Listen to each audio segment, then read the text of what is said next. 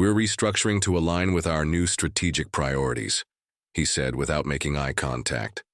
Your role has been deemed redundant, effective immediately. That was it. No thank you for your service, no acknowledgement of the 10 years I'd spent building their flagship product line from the ground up, just a half-read script from a CEO who hadn't even unpacked his office yet. My name is Ryan Coulter. For a decade, I led product innovation at Lantec Systems. I wasn't the loudest in the boardroom or the most polished on investor calls, but when it came to building things that worked, things that sold, I delivered. Every year, without fail. When I joined, Lantec was a mid-tier player in industrial automation. We had one decent prototype and a list of expired patents. I took over. Product design when the division had no roadmap and fewer expectations. In 5 years, we went from obscure to indispensable.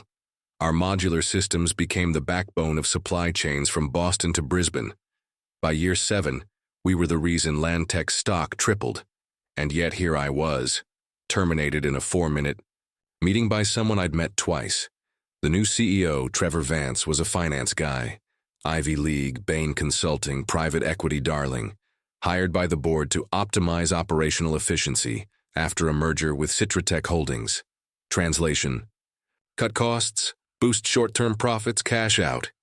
He never asked about how we maintained 98% client retention. Never asked why our tech beat cheaper competitors every quarter. Never asked who wrote the code for our adaptive load systems. That was me. Me and the small team I'd built by hand. When the head of security arrived to escort me out, I didn't resist. I just packed. A photo of me and my wife Claire from our trip to Glacier National Park. The notebook where I'd sketched out the earliest concepts of what became our most profitable platform. A brass desk plaque my team had given me last year. The Architect. 10 years reduced to one banker's box. As I passed through the design floor, people pretended not to notice. But I caught the look on Marcus's face. Our lead systems analyst, tight-lipped, furious. He started to say something, then just gave a slow nod. I returned it. Out in the parking lot, it was raining. Fitting. I sat in my car for 10 minutes before starting it. I wasn't angry. That was what surprised me most. I wasn't even sad.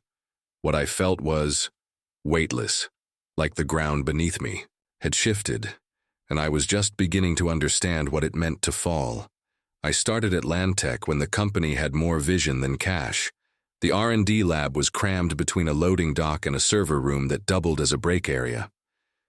My first chair had a crack down the back, and the second-hand whiteboard tilted slightly to the right.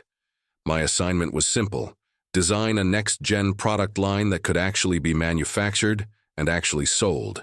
I was 29, eager, hungry, foolish, enough to believe that design could still be personal. My first few weeks I slept in the office twice. Not out of pressure.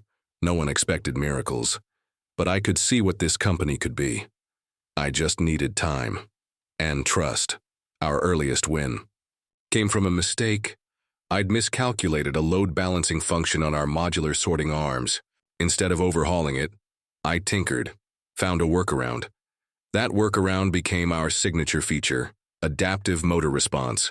It cut client power costs by 15% and made our unit stand out from every cheap knockoff in the market. It put us on the map. I still remember when we shipped our first major contract to Helix Logistics in Ohio. I personally delivered the install team's travel kits and stayed on call all weekend in case something went wrong. It didn't. The client emailed me 3 days later. Best onboarding we've ever had. You've got something special here. That email sat taped to my monitor for 2 years. From there, we grew. Slowly at first. Then fast, really fast. We expanded into Europe by year 5. Our Munich deployment was rough. Supply delays, a miscommunication with customs, a key engineer down with the flu. I flew out the next morning, slept 4 hours in 3 days, and manually calibrated half the system with a borrowed laptop and a German-English tech dictionary. The client renewed the following year, and every year since. I wasn't doing this alone. My team, God, my team, Marcus, the quiet genius with a PhD in mechatronics and zero tolerance for corporate BS. He could debug a firmware issue in his sleep. Amy, our UX lead, used to design for aerospace before deciding she wanted to build things that moved. Raj, our field engineer, who knew every installation site by memory and sent handwritten thank you cards to clients after each project. Even our intern, Leo, he once flagged a calibration anomaly that could have cost us a six-figure warranty claim. I hired him full-time 2 months later. We weren't just co-workers, we were builders, problem solvers. People who stayed late not for bonuses, but because we cared. Every version of our product, LNX1, LNX2, then the flagship LNX Prime, was born from this room, this crew. No flashy ad campaigns, just results. Clients didn't just buy our systems, they trusted us to power the backbone of their operations. Some sent holiday cards. A few sent wedding invites. One client even named a system after me, Ryan meet Ryan. I laughed, but it meant something, and then came the merger, Citratech Holdings. Efficiency consultants in sleek suits and sharper smiles. They called it a strategic alignment. Said we'd leverage synergies. What they meant was cut costs, standardize process, monetize everything. I wasn't naive. I knew change was inevitable, but I believed, maybe stupidly, that value still mattered. For a while, it did. Our numbers stayed strong, retention held, clients were happy, but the culture started to erode. HR quietly streamlined internal reviews. Travel approvals got pushed up the chain. Design budgets were frozen, even as demand increased. Then came the Talent Optimization Initiative. Good people, real contributors, were let go. Others left on their own, worn down by the new metrics-driven madness. My team held on, barely. We still believed we were building something that lasted until Trevor Vance arrived. He never stepped foot in our lab, never once sat in on a client call.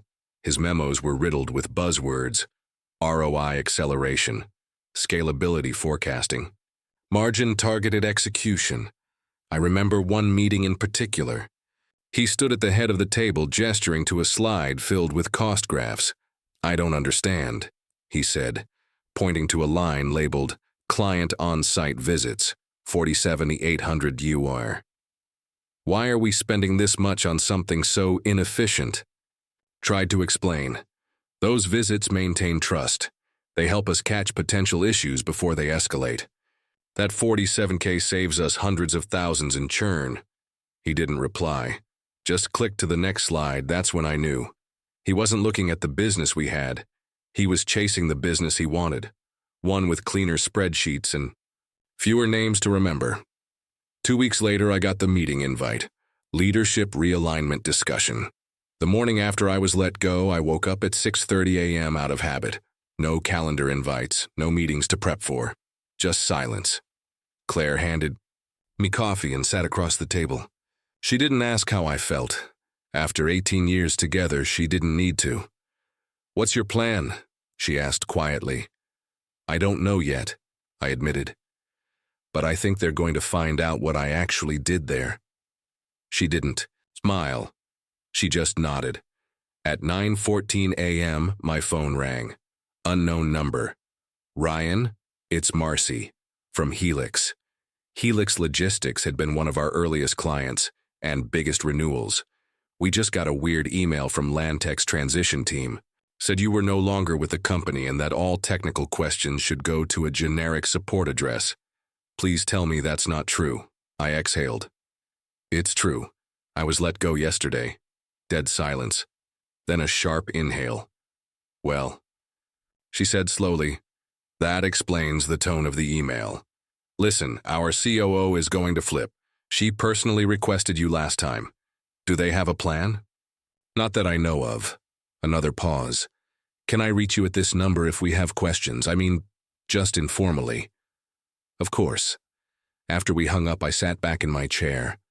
The silence returned, but it was different now. At 10:03 a.m., Raj texted me. "They called an emergency meeting. Trevor's freaking out. Helix, Agricor, and Danetech are all asking for you, specifically.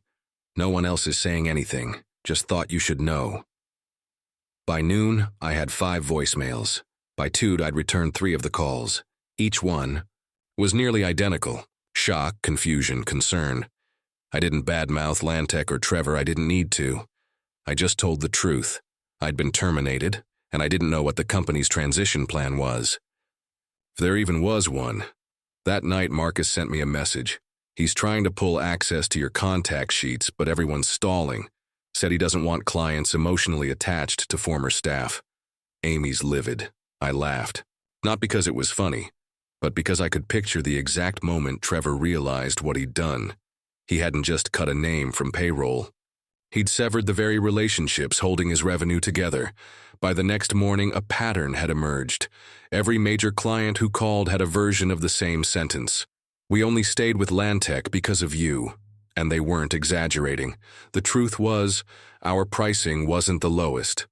Our features weren't always first to market. But we cared, and they knew it. I called clients when shipments ran late. I answered emails at midnight. I once rerouted a tech support crew in the middle of a blizzard so a client's system didn't go offline before a federal inspection.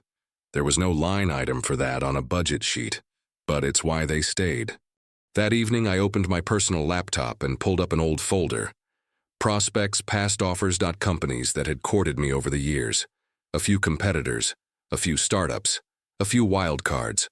One name stood out, Echelon Dynamics, medium-sized, privately owned. Tried to hire me 3 years ago to build their automation branch from scratch. At the time, I was too loyal to leave. I found the old email thread. The last message had read, "If you ever change your mind, Ryan, we'd build it around you." I stared at it for a while. Then I clicked reply.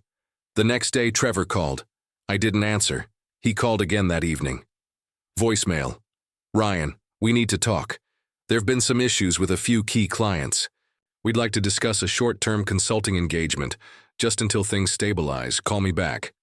I didn't. I called Echelon instead. David Kim, their COO, picked up on the second ring. "Is this really Ryan Coulter?" "It is." He laughed, then got serious. "We've been hearing some chatter. Lantec let you go?" Yesterday, he didn't miss a beat.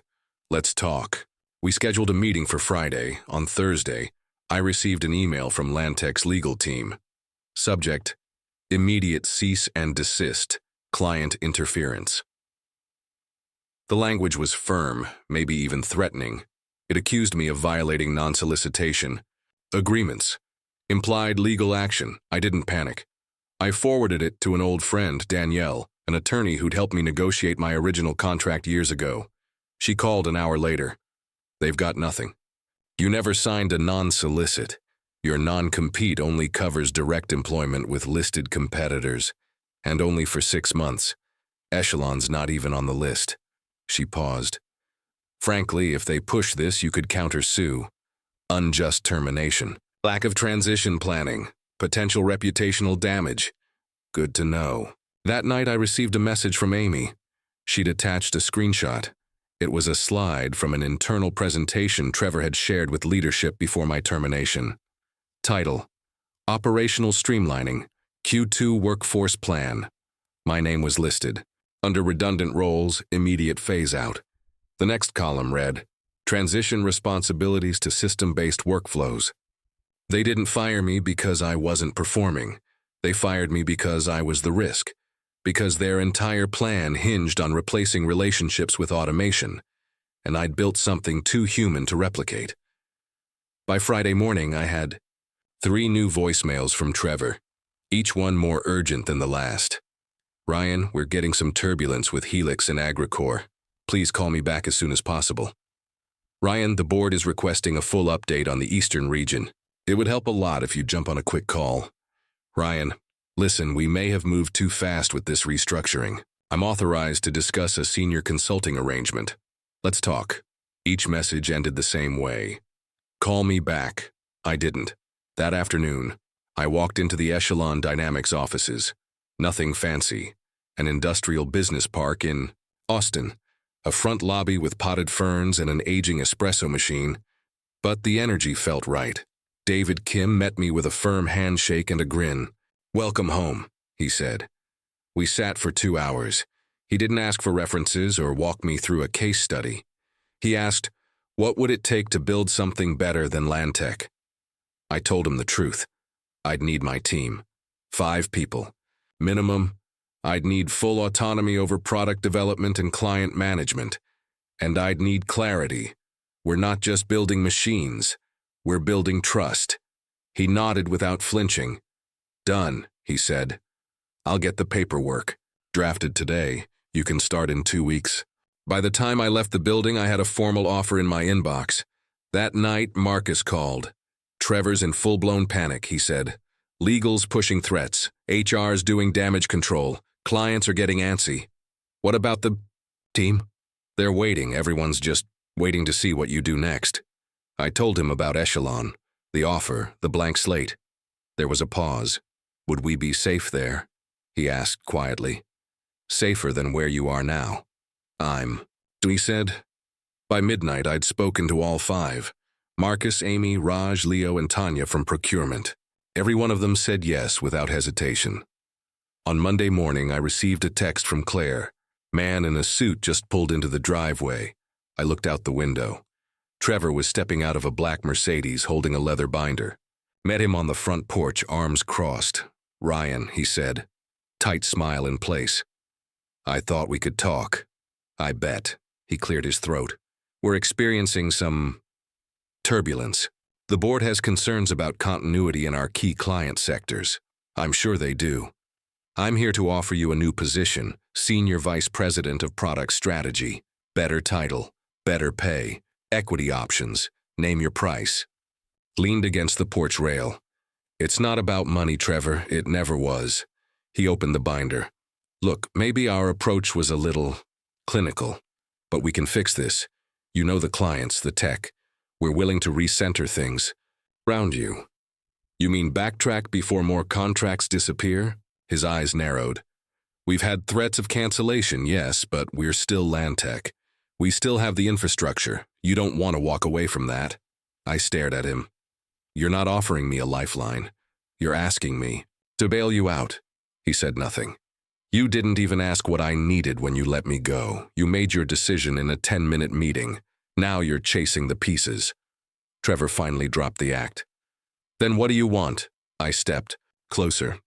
I wanted respect. I wanted leadership that valued people over process. I wanted to protect a team that built your best-performing division with nothing but grit. And now I want to build something that lasts, somewhere else. I turned and walked back into the house. He didn't follow. 2 days later, the emails started, first from Helix, then Agricor, then Danetech. Each message CC'd Trevor, his assistant, and 3 members of the Lantec board. Each message ended with a variation of the same sentence. "We will not be renewing our contract without Ryan Coulter involved in the engagement." No threats, just fact. That afternoon, Amy forwarded me a new slide from a leaked internal meeting. The header read, "Client Attrition Risk Analysis, Eastern Sector." My name appeared 5 times under Primary Relationship Owner, terminated. The projected revenue loss, 31% for Q3. Later that day, Echelon's HR finalized the offer letters for my team. Each of them had roles tailored to their strengths. Full benefits, sign-on bonuses, relocation support if needed. By the end of the week, they'd all resigned from Lantec. Trevor called again. I didn't answer. On Friday, I got a call from Danielle, my lawyer. "They've escalated," she said. "They're preparing a formal complaint, alleging solicitation, defamation, and breach of fiduciary trust." I laughed. "That's desperate. They've got no legal footing and they know it, but they want to scare you. Then they're wasting everyone's time." She paused. "You know what the real irony is?" "What?" "By the time this gets to court, Lantec may not exist in a form worth suing over. 3 weeks after our team's first official day, at Echelon we signed our first major deal. It wasn't a poached client. We didn't solicit anyone. It was a referral from someone I'd helped 8 years ago during a system failure at 2 a.m. They remembered. We delivered the prototype 3 weeks ahead of schedule. Feedback: flawless, keep going. 2 more contracts followed within the month. Then 4. Our client onboarding forms started to list "heard about us" from Ryan Coulter like it was a checkbox. We didn't market. We didn't sell. We showed up, we delivered, and people talked. By the end of our second quarter, Echelon's automation division had tripled its projected revenue. We outgrew our floor, got new monitors, switched to a standing desk system. Marcus ran diagnostics. Amy led a UX overhaul. Raj started training a new field team. Leo built a client portal from scratch, secure, fast, clean. When David saw it, he just said, "Hire whoever you want. Keep going." Janice, one of Lantec's best procurement leads, reached out in week 9, said she couldn't watch the company keep unraveling. We brought her on too. The best people weren't just leaving Lantec, they were walking toward us. 2 months after I turned Trevor down on my porch, he emailed me again. Subject: Ken. We talk? I didn't reply. Instead, I got lunch with Marcy from Helix.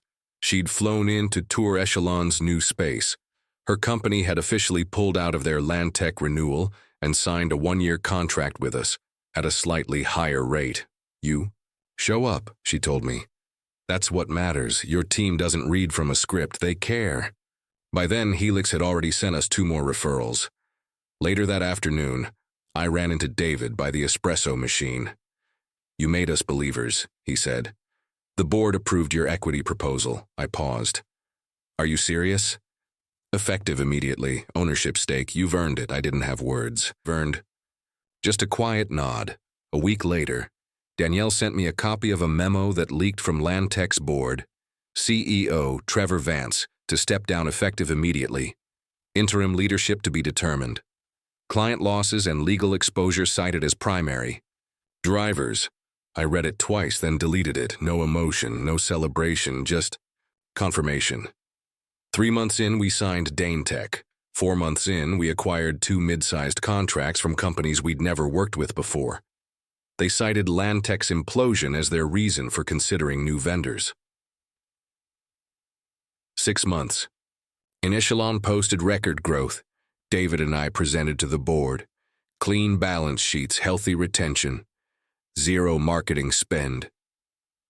"Build trust," I told them. "The rest follows." Around that same time, Trevor called again. This time, he didn't bother with voicemails. He sent a letter, signed, printed, courier delivered. "Lantec would like to explore reconciliation. We recognize your value. We're prepared to discuss reinstatement at an executive level with full authority over product and client operations." Showed it to Claire over dinner. She read it, blinked once, then laughed. "You're not even tempted?" "Not for a second." She raised her glass. "To the best decision they ever made, firing you." In month 7, the final shoe dropped. Gravenix Holdings announced they'd acquired the remaining fragments of Lantec in an emergency asset sale. The press release called it a strategic realignment. Behind the scenes, I heard what really happened. The board panicked. Investors pulled out, clients stopped answering calls, too many bridges burned. Too many spreadsheets chasing ghosts. The system didn't fail. The people walked away. On the 1-year anniversary of my termination, I drove past Lantec's old office building. The parking lot was half empty. The logo had been taken down. The signage. Future tenant opportunity. For a moment I parked. Just watched. I thought about the years I spent there. Late nights, emergency flights, whiteboard sketches at 2 a.m., that fishing trophy from the Helix install team. I thought about the first time I told Claire, "I want to build something that lasts." And I realized, finally, I was doing that, but not for them, for us. That evening, our son Nate FaceTimed from college. He just landed a summer internship at an architecture firm in Portland. "You still liking the new job, Dad?" he asked.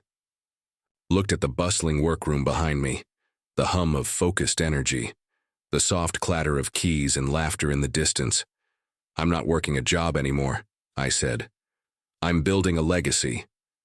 1 week later, I received an email from Eleanor Sharp, Lantec's former board chair. Subject: a final proposal. Ryan, the board is prepared to offer you a CEO role with full autonomy, board seat, and significant equity stake.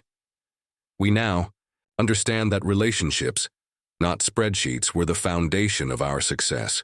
We hope you'll consider returning to rebuild what was lost. I read it twice. Then I closed the tab. Didn't reply, didn't forward it, didn't even save it. Because there's nothing left to rebuild. The people had already moved on.